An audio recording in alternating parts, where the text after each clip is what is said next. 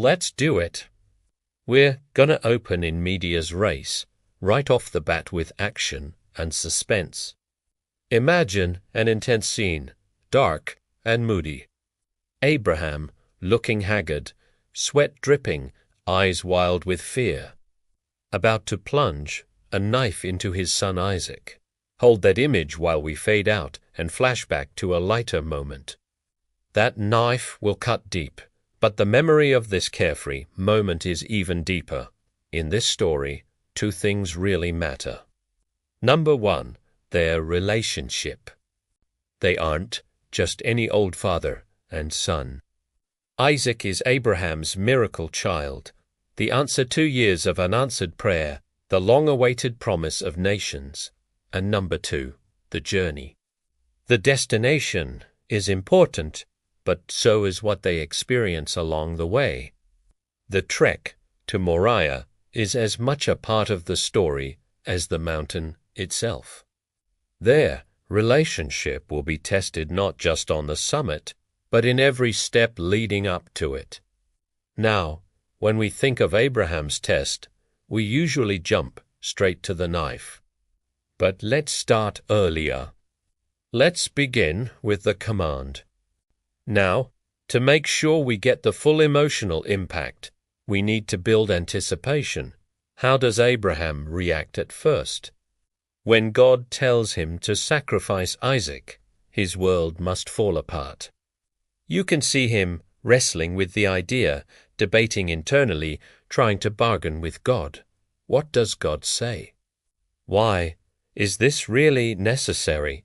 Maybe God just wants to prove Abraham's obedience. Surely there's a loophole somewhere. Does Abraham go straight for the knife after hearing the command? No, he doesn't. The instructions come too suddenly. There's not enough time. Abraham needs to process before he acts. This is gonna hurt, but trust me, the pain is worth it. Next, we need to nail Abraham's realization. How does he know this isn't just some regular command? This is the ultimate test, and he must know it. So how do we show that? How do we convey his sudden dawning realization? Maybe it's a flash of lightning during a dream, a vision of what's to come. Or maybe it's something simpler, something more internal.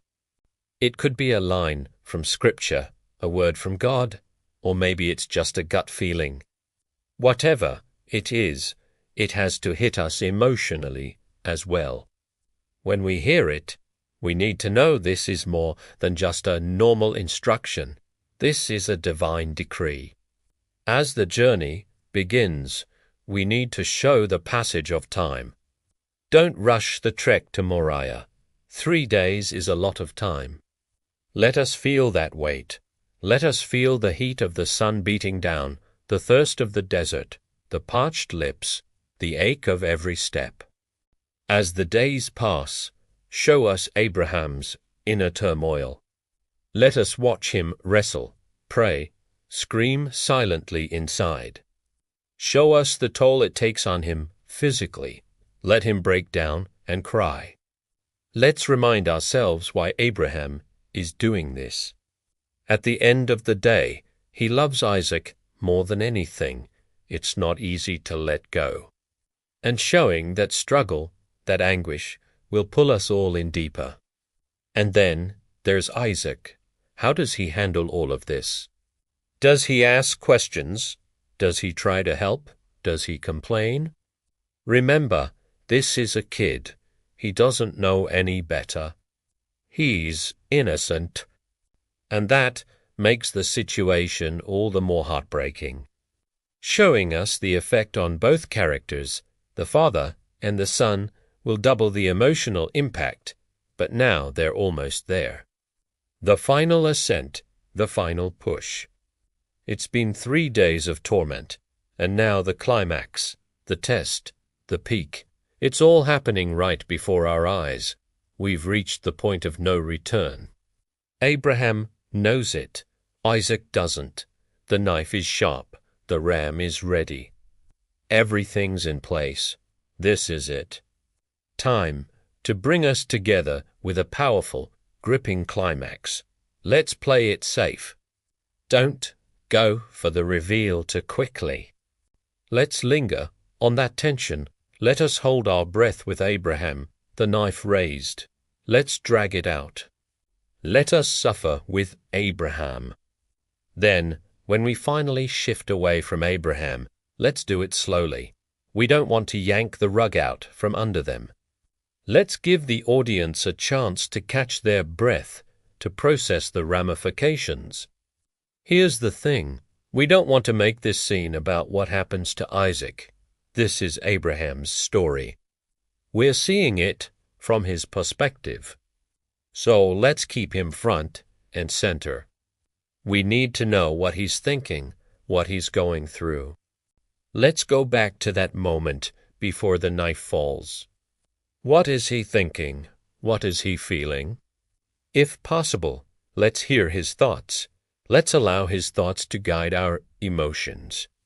After the knife leaves his hands, let's stick close to him. How does he act? What's his body language like? Let's see him struggling to put the knife down, trying to walk away, searching for Isaac, holding his arms out, waiting for a response. We need to see him overwhelmed by emotion. Let's see him crying out for Isaac, calling out to God, begging for forgiveness, collapsing to his knees. This is the big payoff, the release of emotion. Let's let it all out. Let's embrace the full range of human emotion, the physical manifestation of spiritual breakthrough. This is the moment when Abraham realizes the magnitude of what he's done, the enormity of what God has asked of him. And it's in that moment that God speaks. The voice of God coming through a ram is unexpected, surprising, and yet so profound. It adds a layer of depth and meaning to the story that we couldn't have imagined beforehand. When we think of the voice of God, we often imagine thunder and lightning shaking mountains and parting seas. But in this instance, it's the quiet whisper amidst the chaos, the gentle nudge in the midst of the storm. It's a reminder that God doesn't always speak in ways we expect. Sometimes He chooses the subtle over the spectacular, the quiet over the loud. So let's use the power of suggestion rather than explicit description. Let's rely on implication rather than direct statement. Let's suggest the miraculous without stating it outright. Let's focus on Abraham's reaction, his response to the voice. How does he react to the command?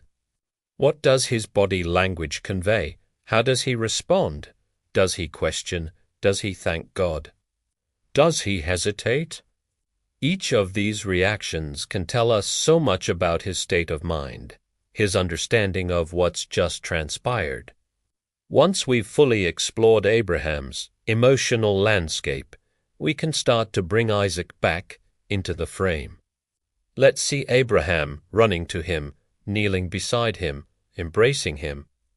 Let's see the reunion between them, the outpouring of relief, the shared shock, the unspoken understanding. This moment of reunion should be charged with emotion, a mix of overwhelming joy and disbelief, of relief and gratitude. It's a testament to the strength of their bond, the depth of their love, the heights of their faith. And in that moment of reunion, as they stand there hugging, let's shift the perspective slightly. Let's pull back and add a little voiceover. It shouldn't be preachy. It should be conversational, like a friend sharing a story. Let's wrap up the story by reminding us why this matters. Why should we care about Abraham and Isaac? How does their story impact our lives today? What lessons can we take away? Let's bring it home with a personal touch, a relatable message that resonates with us on a deeper level. Let's leave the audience with a sense of hope, a feeling of connection, a reminder of the unwavering bond between a father and a son. It's a story that transcends time, a tale that speaks to the very core of our humanity. In the end, it's a story about love, faith, and the enduring power of family. We can also sprinkle in some nice touches throughout the film, small gestures that enhance the emotional impact. For example, when Abraham is sharpening the knife, we could linger on his hands, tracing the lines on his palms, the calluses, the dirt under the fingernails. These are the markings of a lifetime lived, of work done, of a father's duty. It's a simple touch, but it grounds Abraham in reality, making him more relatable, more human. Similarly, when Isaac is gathering wood, we could focus on the sunlight filtering through the branches, painting dappled patterns on the ground around him. It's a moment of peace, of innocence, a reminder of the joy that's about to be taken away. We can also play with color. As the film progresses, the colors can become more muted, the sky darker, the shadows longer, mirroring the emotional journey. Conversely, when the voice speaks, when the ram is found, we could introduce a brighter hue, a flash of light, a sudden burst of color. It's a visual representation of hope, of faith, of divine intervention. These are not just stylistic choices. They're emotional anchors, guiding us, pulling us into the story, urging us to feel, to connect, to believe. Finally, music. Music is the language of the soul. It can elevate a scene, underscore emotion, amplify the impact. A haunting melody can play during the journey, building in intensity as the stakes rise. A hopeful tune can emerge as the voice is heard, signaling a shift in tone, a glimmer of optimism in the darkness. Remember, it's not just about what happens, it's about how it affects those involved.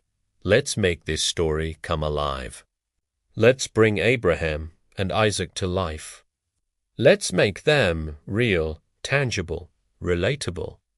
Let's make us care. And when we do, we'll be ready for the punchline, for the twist, for the moment when everything changes. We'll be ready for the voice